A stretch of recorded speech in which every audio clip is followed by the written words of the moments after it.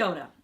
I'm coming to you with an update of where we're at in this level 3 environment. So we were stoked to see that happen, and we were able to get our teams back onto resorts and prepping for this season. So we have people up at Cardrona and at Treble Cone. At Cardrona, we're doing normal routine lift maintenance, still clearing down from summer because we got closed down so quickly. We're also doing some work on the buildings, finishing up projects that we had on, stabilising the half pipe, which is good news for a lot of people, and basically cleaning up and making sure we get everything ready to press go at the end of June. Same thing up at Treble Cone. Treble Cone, we're finishing up the snowmaking install that we'd started, filling in the holes, getting the brand new guns out, which is awesome, and prepping those lifts and buildings ready to go. We have a team that's moved into Cardrona Corner where they're unloading all of our stock and getting our online store up and going. So we'd love to see people at our online store. And we have our comms and all of our planning teams working away from their homes because that's where we need to be at the moment. And we're really looking forward to getting ourselves ready for this season. So next up, I wanted to bring you an update on what we're going to be doing in those level 2 and level 1 scenarios. So I'll start with level 2 because that's the one that's going to come along first. So level 2, we're watching those criteria and the expectations around level 2 really closely as they evolve and as we learn more about them each day. And we can't really make final decisions yet until we really know what that's going to look like. I guess the good news for us is we're not planning to open till the end of June, so we have got plenty of time to sort this out and decide on what we're going to do. In level 2, we will be open. That is great news for all of us, great news for our team, our town, and all of the other keen skiers and snowboarders out there.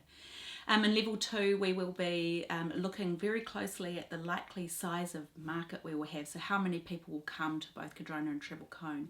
And at this stage, with the restrictions that are in place, it's looking quite small, local only, 25%. Now, if we only get 25% of our people here, we need to make sure that we refit our model so that it kind of caters for 25 people. We can't open both mountains all the time. We can't open all lifts. We can't open everything up. So we're really looking at what that's going to look like depending on that scale of people and keeping very flexible at this stage.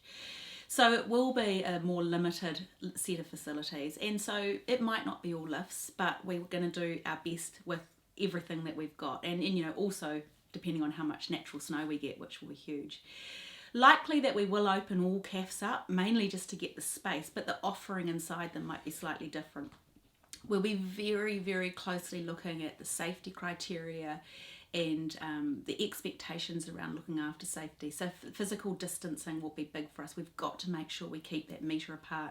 How we manage our gatherings, both inside at 100 people and in our outdoor areas at 500 per area. We'll be looking at cleaning and hygiene. We'll be looking at protective gear. We'll be looking at ways that we can do our rental equipment and making sure that it's fully cleaned every time it's used.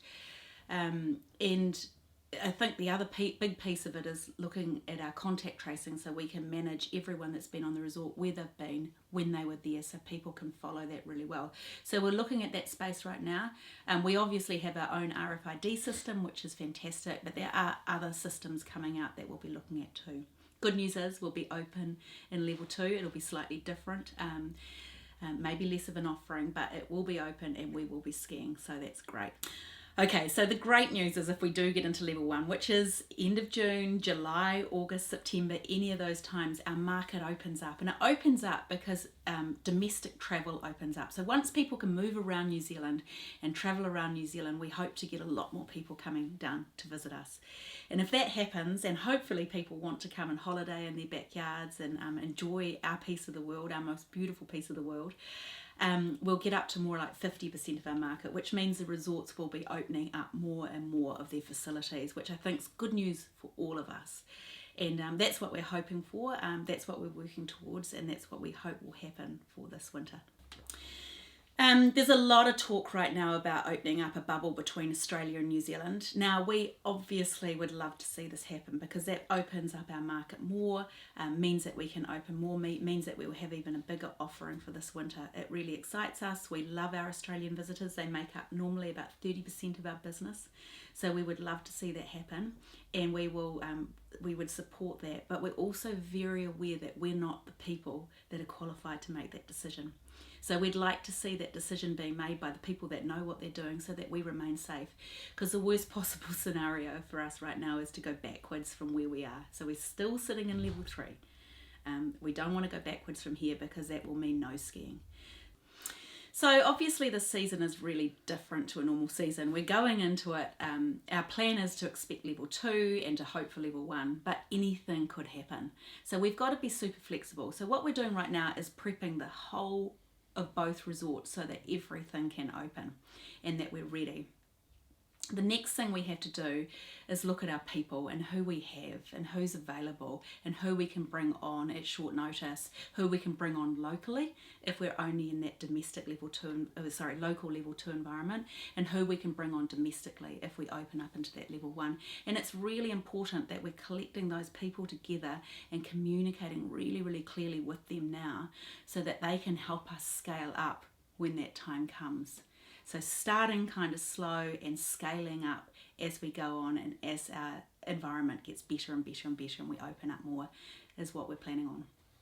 So we're trying to keep you as updated as possible. Please keep an eye on us. Join our social channels because we'll be updating as much as we know, when we know, as often as we can.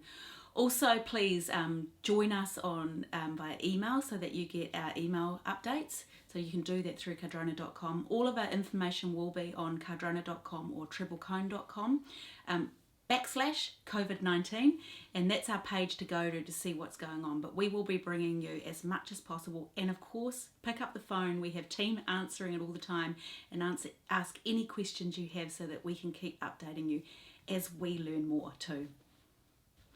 So yesterday we got the news of 0 COVID cases in Aotearoa, New Zealand, and that was probably news that we were all dying to hear.